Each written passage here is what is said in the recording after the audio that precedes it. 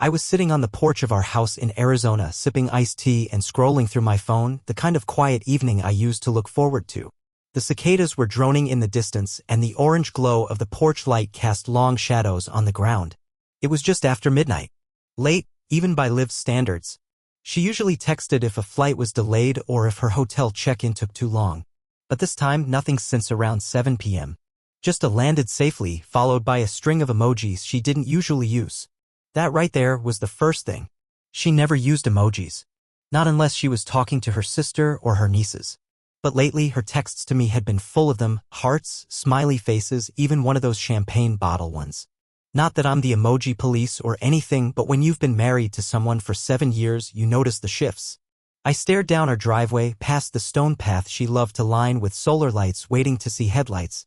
And just as I thought she might be staying another night, maybe she had a connecting flight, I heard the low rumble of tires against gravel.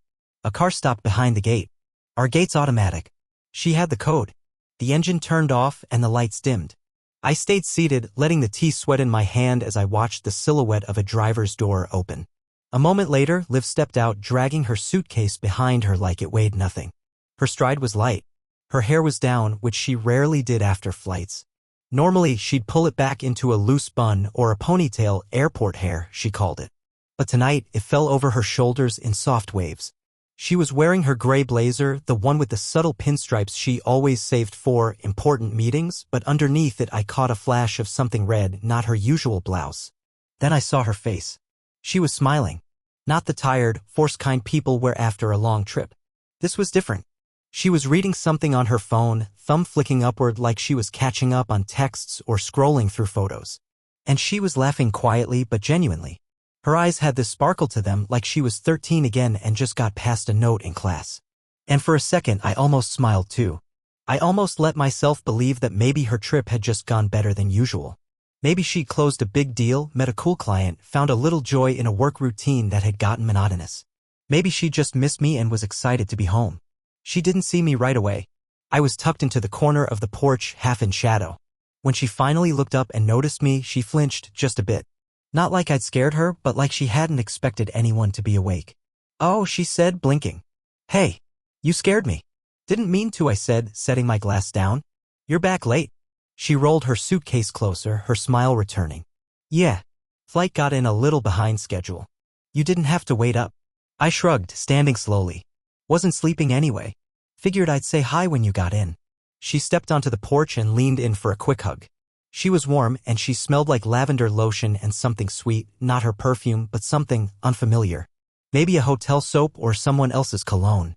I didn't ask. "How was the conference?" I asked as I followed her inside. She let out a breathy laugh. "Honestly? Way better than I expected. We got so much done. And the food, my God, the food was amazing. There was this one place by the hotel that did fusion sushi, and I swear I could live there. We should go to Chicago sometime, just the two of us." "Sure," I said, though we both knew we'd talked about that trip 2 years ago and never made it happen. I watched her walk through the foyer, suitcase clicking over the tiles. Her posture was straight, even graceful. She looked energized. Not just rested, alive. Like she'd just come back from a weekend at a spa, not a business conference. She went on about the hotel's rooftop bar, some keynote speaker who actually wasn't boring, and a dessert she'd tried that used liquid nitrogen. Her words tumbled out quickly, but her eyes kept drifting to her phone, which she still hadn't put down. "Sounds like a great trip," I said, leaning against the doorway. She laughed again, a little too loud, then turned away slightly, as if angling the phone screen away from me. Her thumb was still moving, tapping out a message, maybe replying to something funny. "Yeah, it really was," she said, then quickly added, "Sorry, just finishing something for work." I nodded, but a part of me had already started pulling threads. I gave her a hug, a longer one this time, and made a joke about how business trips must be good for her because she looked like someone just told her she won the lottery.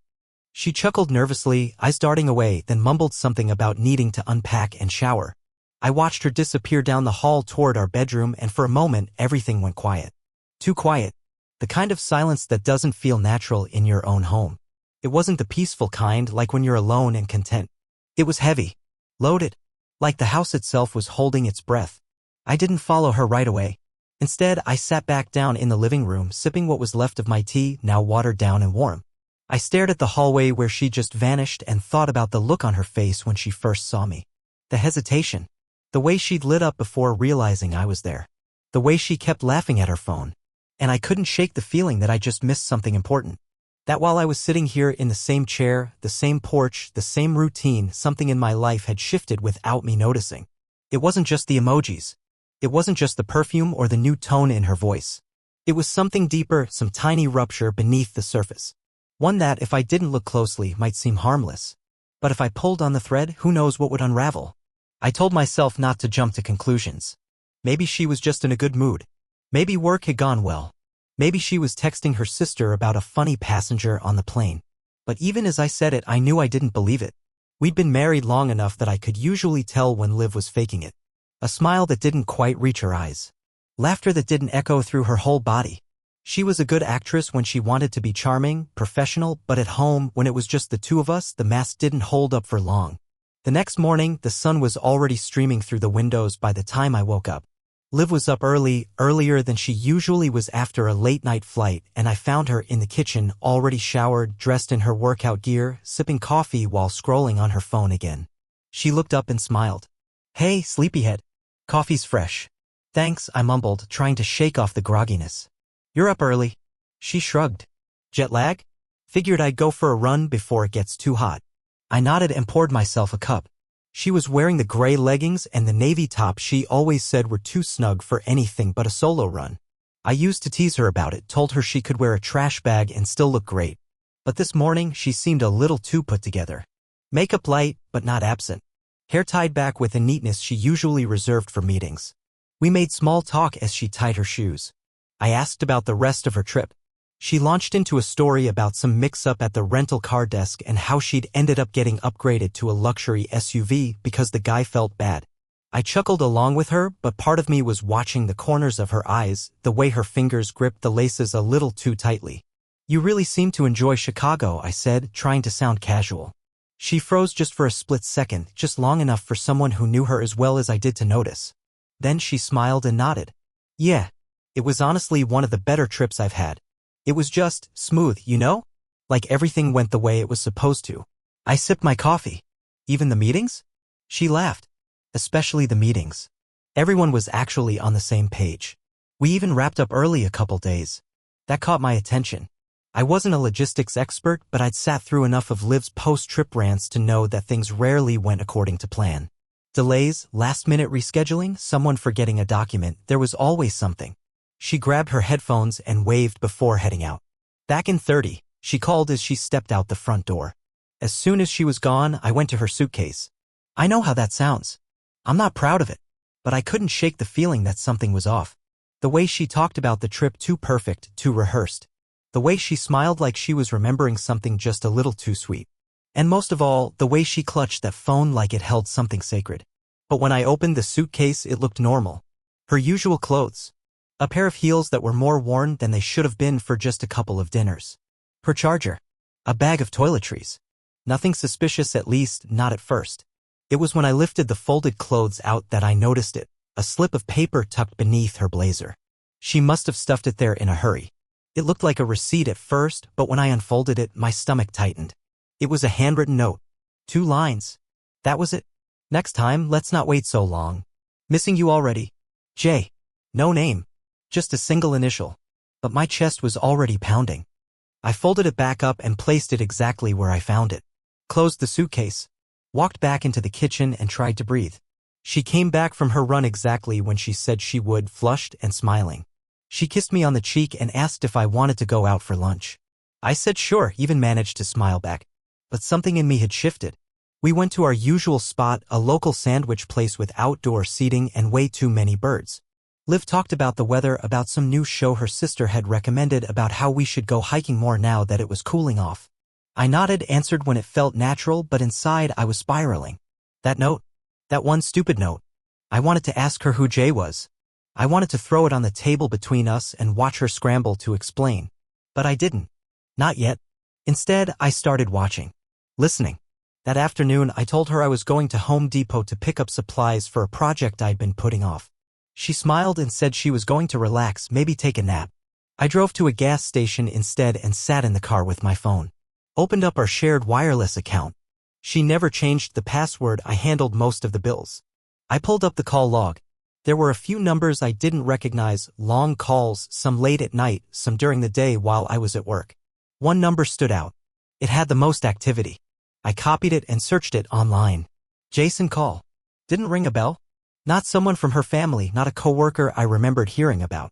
I scrolled back through months of logs. The calls had started casually, short, infrequent. Then they got longer. More regular.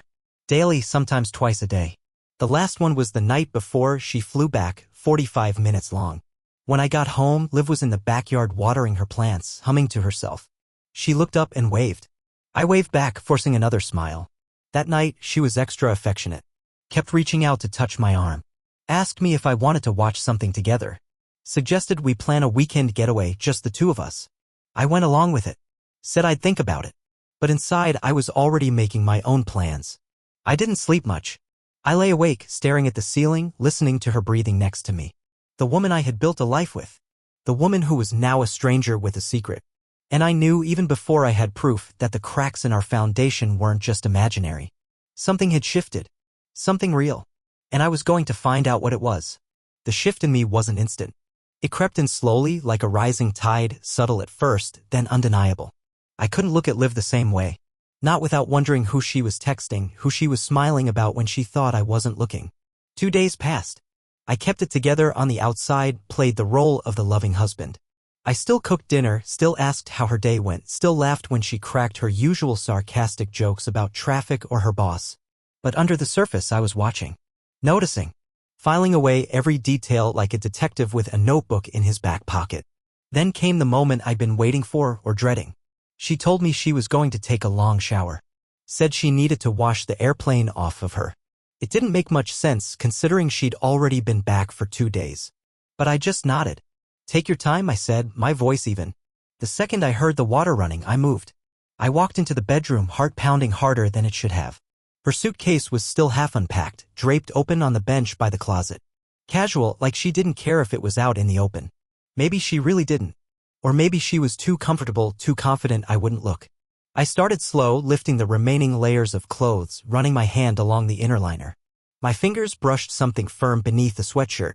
I pulled it out, a small white box, gift-sized, tied with a thin red ribbon. It didn't have my name on it. My breath hitched. Hands trembling, I pulled the ribbon and opened the lid. Lacy lingerie. Bright red, delicate, barely enough fabric to justify calling it clothing. My throat went dry. She hadn't worn anything like this in years. Not for me. Not even on anniversaries. I wasn't sure what hit harder, the fact that she'd bought it or the fact that it had clearly been meant for someone else. At the bottom of the box was a folded piece of cardstock. For our next night together. Counting the minutes. J. There it was again. The same initial from the note I'd found earlier. J. Jason call. I sat down on the edge of the bed, the box in my lap, the note in my hand. For a moment I just stared at it, the words blurring. My mind didn't want to process it. It wanted to go numb, shut down, pretend I'd found something else. A misunderstanding. A mistake. But it wasn't. This was real. The shower kept running. I heard her hum. Off-key and cheerful. And it made me nauseous. She was in there. Completely unaware that the foundation of our marriage had just cracked open beneath my feet.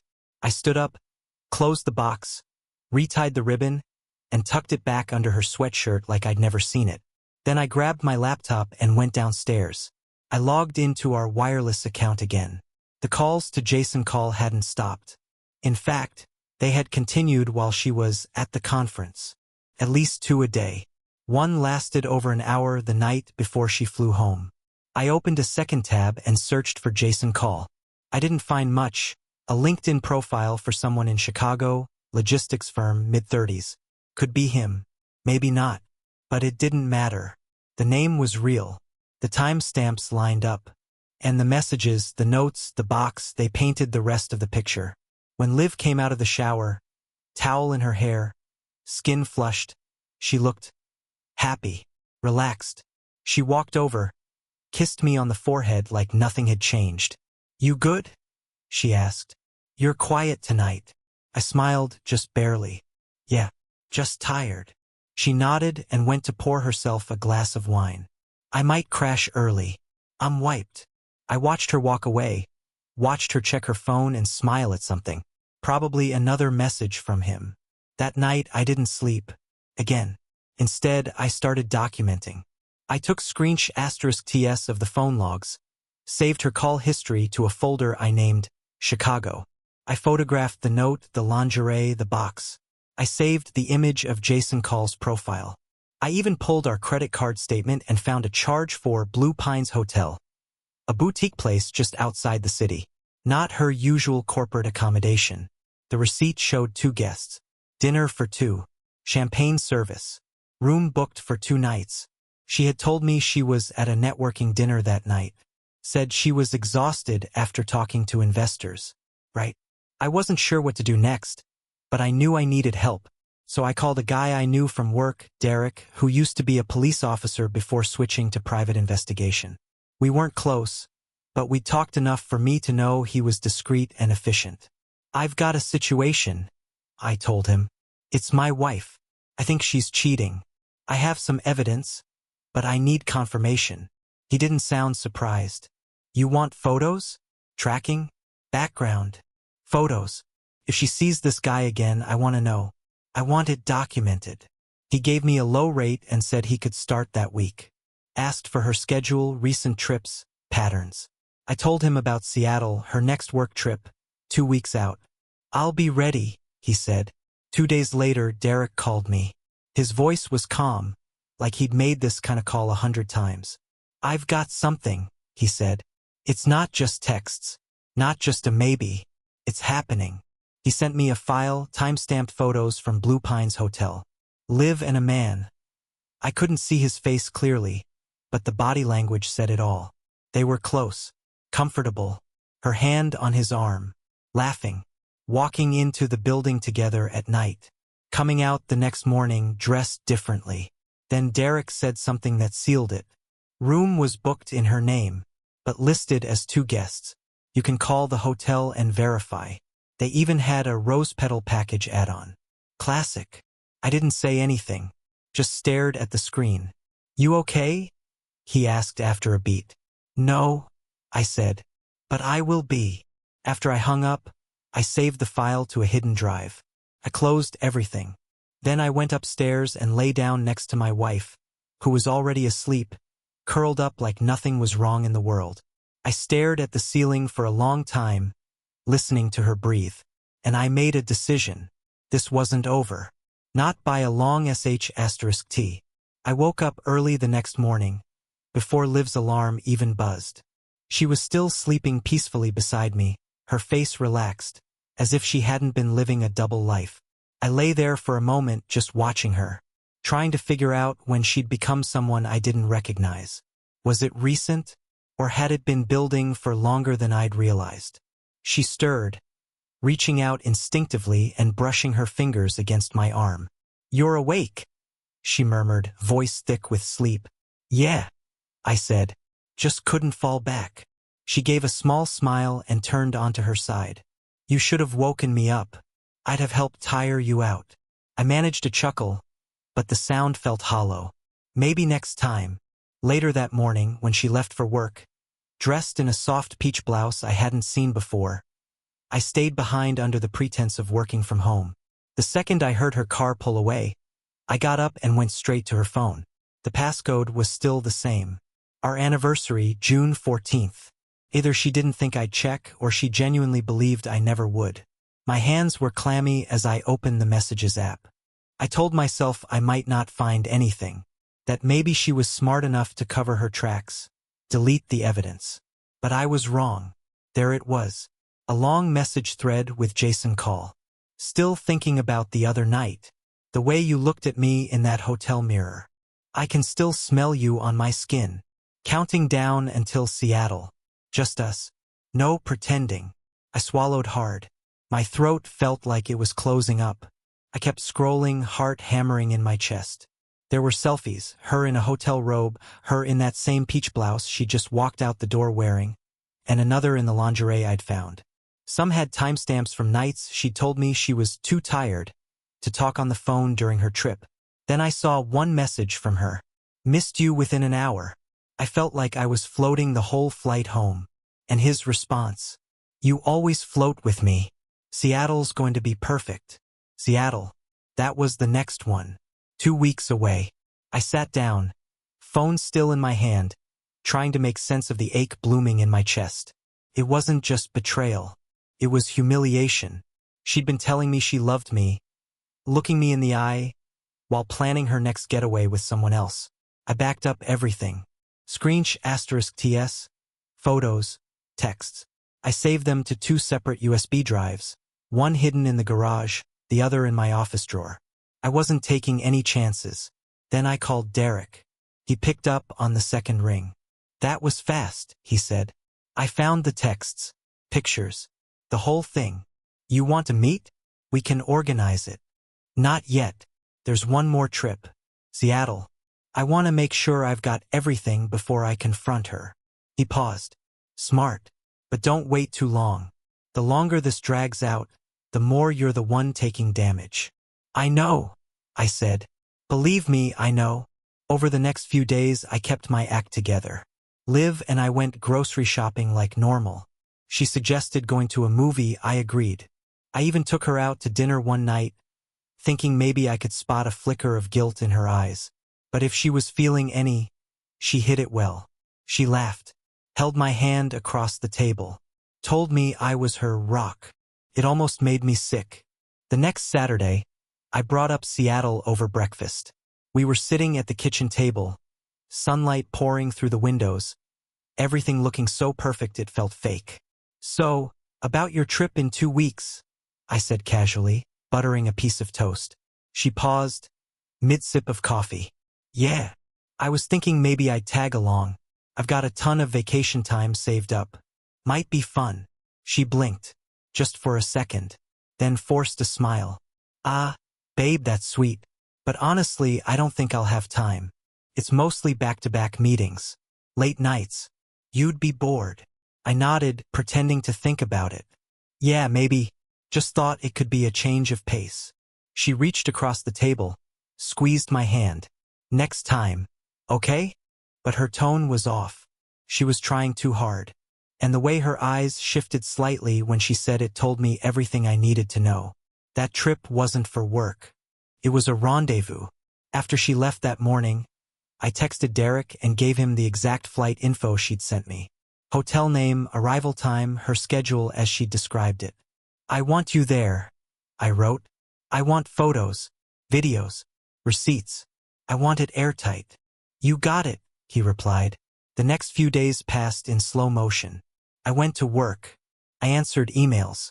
I smiled when Liv texted me midday with the usual miss you and can't wait for this weekend. But I wasn't smiling inside. Instead, I was reviewing the evidence, memorizing every detail, preparing. Then came a night I won't forget. Liv had gone to bed early, claiming she had a migraine. I sat on the couch with my laptop, reviewing our old anniversary photos. I didn't mean to, I just stumbled on the folder. There we were, smiling on the beach, clinking glasses in a vineyard, her head on my shoulder in front of a mountain sunrise. It didn't even feel like us anymore, like I was looking at 2 strangers who had no idea what was coming. My chest hurt. I closed the laptop. A couple of days later, Derek called. I've got the hotel receipt, he said. Same guy, Jason Call. They booked a couple's massage this time. My hands clenched. Send it. I also got a *T of them checking in. She was holding his hand. There was a pause. You sure you want to keep going with this? You've got more than enough. I'm sure, I said. I want her to see everything. I want her to know she didn't fool me. Not even for a second. I hung up and leaned back in my chair. The confrontation was coming. I didn't know exactly when, but I was ready. I had all the evidence I needed. Now it was just about the timing. And trust me, I was going to pick the perfect moment. Once I had the evidence, the question wasn't if I was going to confront Liv. It was when. And more importantly, how. I wanted it to hit her like a freight train. Not out of cruelty, but because I wanted her to feel, for one brief moment, what I had felt for weeks: betrayal, shock, the wind knocked out of me. She deserved to be caught off guard. She deserved the silence that followed the truth. the kind that roared louder than any scream ever could. But first I had to plan. Every step had to be deliberate. I started by gathering everything. I printed out the messages, the hotel receipts, the screensh *TS of her texts with Jason, photos of them at Blue Pines. I even made a digital copy on a flash drive, password protected, time-stamped, labeled neatly. I wasn't just preparing for a confrontation. I was preparing for a war. I bought a small black folder and placed everything inside. Evidence, plain and undeniable. No room for doubt, no angle she could twist. Then I stored it in the safe we kept in the bedroom closet. One she didn't use. I changed the code without telling her. She never asked. Next, I turned my attention to logistics. Her next business trip. Seattle. She had already booked the flights, and I had access to her itinerary. Jason's information wasn't hard to trace either. Derek confirmed he'd be flying in from Minneapolis to meet a client on the same day. Everything lined up. That gave me exactly 13 days. During that time, I acted like nothing was wrong. I was the perfect husband. Cooked. I brought her coffee in bed. I even asked about her work projects and nodded along like I cared when she ranted about a coworker who keeps taking credit for my spreadsheets. But every time she smiled at me, every time she kissed me goodnight, I was replaying that message from Jason. Next time, no pretending. They were planning to disappear together in Seattle like the world didn't exist. Like I didn't exist. But I was real. And I wasn't going to vanish from their story without saying my piece. One night, Liv sat next to me on the couch, snuggled into my shoulder. She absent-mindedly scrolled her phone while some random crime show droned on in the background. "I've been thinking," she said, fingers still tapping. "Maybe when I get back from Seattle, we could take a weekend trip. Just us." My heart pounded, but I kept my tone light. "Where were you thinking?" She shrugged. "Maybe Sedona? Or Flagstaff? Somewhere quiet." "Sounds nice," I said. She kissed my cheek, lingered for a second too long. I miss when things were simple. So did I. But things hadn't been simple in a long time. Maybe they never were. The next day, I started moving my personal items to a storage unit I rented under my name. Just the basics at first, some old photos, keepsakes, personal documents. Things that wouldn't be noticed missing right away. I didn't know how messy this was going to get, but I didn't want to be blindsided. Not again. I also met with a divorce attorney. Her name was Teresa. Sharp, direct, exactly the kind of person I needed in my corner. "Do you want to pursue fault-based grounds?" she asked. "I want to be ready," I said. "I have proof of infidelity." She raised an eyebrow. "That gives us leverage." "I don't want revenge," I told her. "I want clarity, and I want out." We discussed assets, the house, financials. No kids, no shared business, cleaner than most. But still painful. I left her office with a heavy heart and a folder full of papers. I didn't sign anything yet. I wasn't quite there. But I was close. Every night that followed, I'd lie awake beside Liv and count the hours. Not in dread. Not even in anger.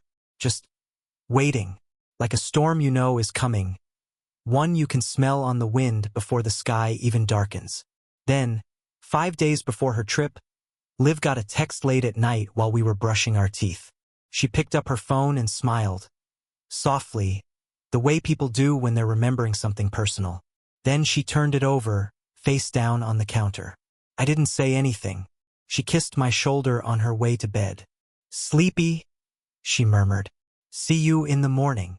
The next day I got an idea. I called Derek. "I want a video," I said. "Seattle. When she gets there. If they meet, if they go into a hotel together, I want it on tape." "You sure you want to see that?" "I don't need to see it. I just need to have it." "Got it," he said. We synced plans. I paid extra for expedited documentation. He agreed to send everything within 24 hours of her check-in. On the surface, Liv remained the same. Maybe even better. She cooked more, touched me more, smiled more. Maybe it was guilt. Maybe it was fear. Maybe it was just the thrill of getting away with it. And for a second, I almost believed her performance. I almost let myself forget what I knew. But then I'd remember Jason's name in her messages. The photos, the hotel confirmations, the note for our next night together. That line haunted me. The night before her trip, she packed in the bedroom while I sat at the edge of the bed pretending to scroll through the news. She folded her clothes neatly, like always. Shoes in plastic bags. Toiletries in her gray zip-up case. Then I saw it. The same lingerie. She packed it again. Just like that, the last ounce of doubt vanished. She kissed me goodnight and told me not to miss her too much. "I'll call you when I land," she said. "You better," I joked. But my stomach twisted. The next morning, I watched her drive off. Smiling. Waving. Like she was heading to another work trip. Like we were fine. I waited 2 hours, then called Derek. "She's on her way," I said. "I'm already at the airport." When I hung up, I sat at the kitchen table, staring at the place where we used to have breakfast together. I thought about the life we'd built. The anniversaries. The little jokes. The promises. All of it now sat behind a thin, ugly wall of deception. But not for long. Because the moment she came back, I was going to tear it all down. Liv returned from Seattle on a Sunday night. Her flight landed just after 9. I was already sitting in the living room when I heard her key in the door. She walked in humming, suitcase trailing behind her, phone in hand like it was an extension of her arm. Same glowing smile as last time. But this time I didn't smile back. "Hey, babe," she said, shrugging off her coat. "Miss me?" I stood up slowly and motioned to the kitchen table. "We need to talk." Her smile faded. "Okay. What's going on?" I picked up the folder and placed it in front of her. "This is everything. The messages. The hotel reservations. Photos. Even video." She stared at the folder for a moment, then slowly sat down. Her hands trembled as she opened it, flipping through the pages. The silence between us was deafening. After a full minute, she looked up, eyes filled with tears. "I didn't mean for it to happen."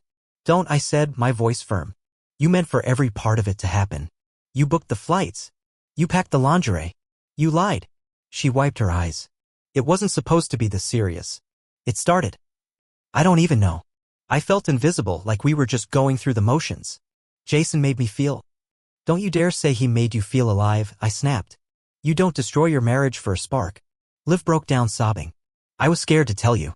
I didn't want to lose you. You lost me the moment you decided I wasn't enough." There wasn't anything left to say after that. I stood up, walked to the bedroom, and shut the door behind me. I moved out the next day. A small apartment near my office, nothing fancy, but quiet. Peaceful. Mine. Liv tried calling, texting, even emailed me a long letter apologizing, begging for another chance. But I didn't respond. It was too late. The damage was done. 2 weeks later, I heard from someone unexpected, Jason's wife. Her name was Mel. She had found out too. "I think we should talk," her message said. "I think it might help." We met for coffee. She was composed, sharp, and surprisingly kind. "You're not alone," she said. "They've been doing this longer than either of us realized." It was strange how much comfort I found in a stranger who had lived a parallel betrayal. After that, things got easier. I started going to the gym again. Reconnected with friends. Picked up painting, something I hadn't touched in years. Slowly, I began to feel like myself again, maybe even better. One morning, at a cafe near my apartment, I bumped into someone, literally.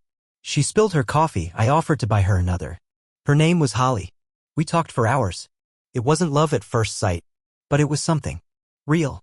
Honest. I don't know what the future holds, but I've learned something important. I won't ignore my gut again. I won't settle for less than truth.